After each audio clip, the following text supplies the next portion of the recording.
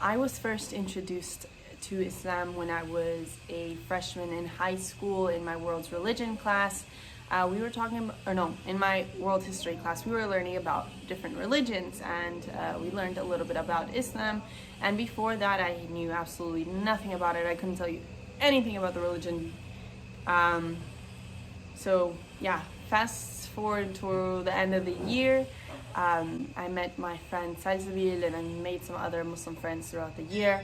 But Salsabil took me to the mosque. I'm not sure, I can't remember why, but I may have asked her to take me.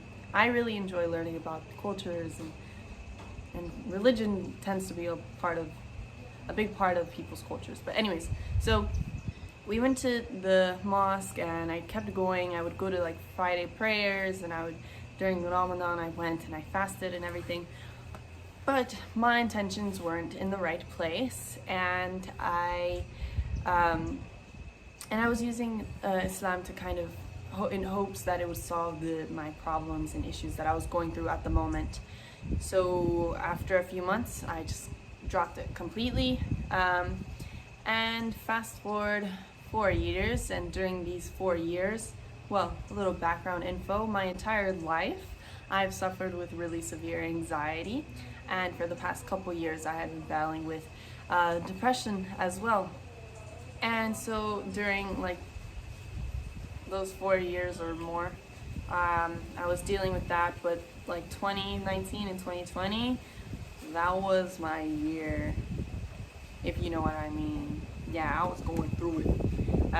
I had felt for the longest like I was so lost. I couldn't set goals for myself because of my anxiety, and because every time I did, like after a month, I would change it completely. I felt like so pointless. I had no idea what I was going to do with my life, and I was giving up, or I had gave up at that point, to be honest.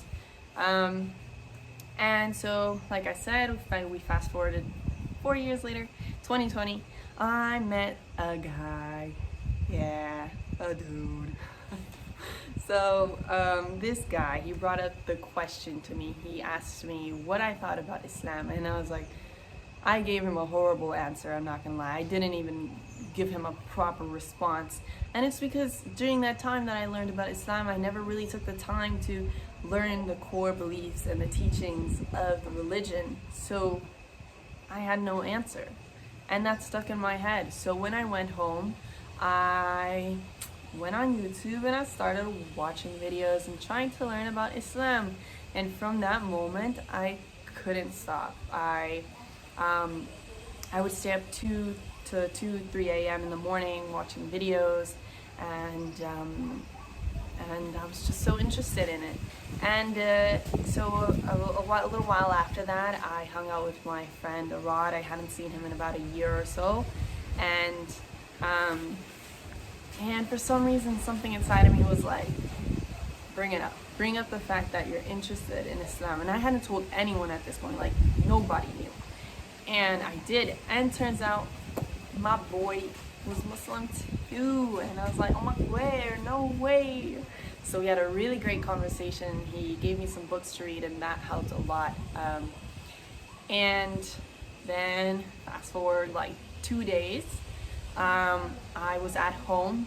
It was 4 a.m. and it's really weird, but I had this dream. I don't know if it was a dream to this day, but I swore I woke up and I was looking out the window, and then all of a sudden something was on top of me and it was choking me, and I couldn't breathe, and it was telling me like not to believe in God, that he couldn't help me, and all these horrible things. And in my head I was trying to pray, like I felt it in my heart that I was trying to pray, but I couldn't get the words to my head, and I knew like that was the only way to protect myself, or that I would like make myself feel better in that moment. And I couldn't get the words to my head, and finally I did, and it disappeared, and I started crying, whatever. I went to my parents' room. My mommy had to sleep with me, but I couldn't fall back to sleep. And then in the morning, once I calmed down, I realized, I think that was like my sign. I thought about it and I was like, I think I want to convert. Like, this is my sign, I want to convert. And so I about a week after that, I hung out with my friend Paula Hager, and I hadn't seen her in like 4 years or 5 years, to be honest. And she's Muslim too, so I brought it all. I told her about all that stuff, and she was like, "Girl, it sounds like you've accepted Islam into your heart." And I was like, "For real?" And yeah, we had a great conversation as well, and it was nice hearing somebody say that, and kind of scary too, because like, have I really? And so during all this time, by the way, I'm in the States, and then a few days after hanging out with her, I moved to Costa Rica. I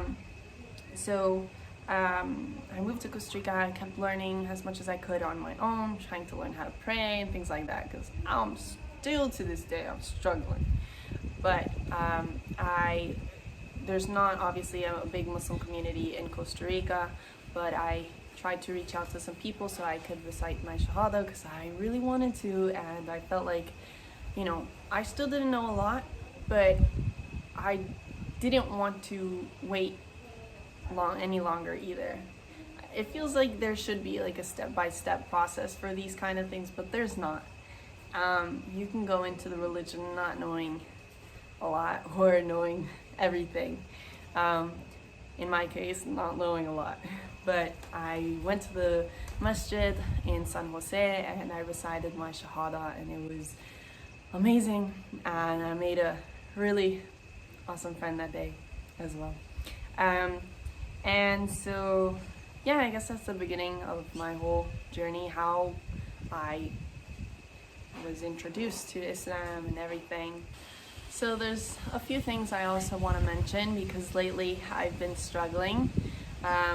I struggle with the fact that I'm a bit of a perfectionist, so I feel like if I'm not gonna be a perfect Muslim girl, then I just shouldn't be Muslim at all, and that's not the case at all. Everyone makes mistakes, everyone fails. If you feel the need to take a step back, that's absolutely fine. I'm kind of scared of doing that, because I'm scared of disappointing people, and I'm scared of what other people will think, but it really doesn't matter what other people are gonna think. You're always going to disappoint people. I do all the time. And people are always gonna have something to say. People are always gonna be judgmental, and people are always, what I've struggled with a lot, people judging me for my past, because yes, I've made a lot of mistakes in my past, but you know what the great thing about reciting your Shahada is?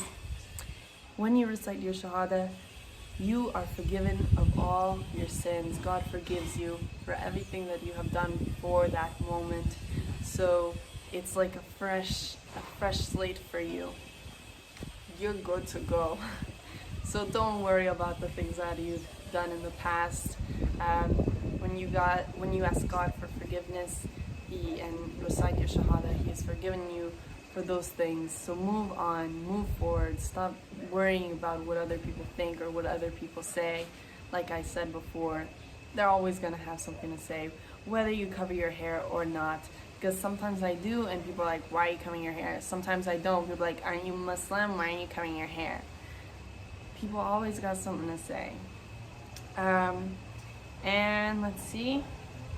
The last thing I want to leave you guys with, and the most important thing, because yesterday I had my friends remind me, because sometimes you lose track of what really is important.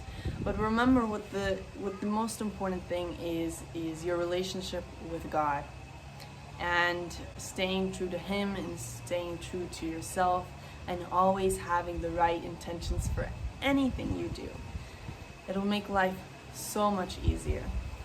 And another thing that I wanted to mention, because a lot of people always question, like, what motivates you? What motivated you to like continue your journey into Islam? The moment I started to learn about it, I felt a change in my life, in my mental health, in my my overall well-being. I was no longer having those thoughts of like, I hate my life, what do I do? I was grateful. I woke up grateful every morning. I was happy to be here. I was happy to be alive. I was grateful to God for everything that I had, and I just felt like I was finally becoming that person that I always wanted to become, but it felt like I could never do it. So of course I wanted that, like, motivated me to continue. That's the best motivation, like you just see and feel yourself grow, and it's been amazing.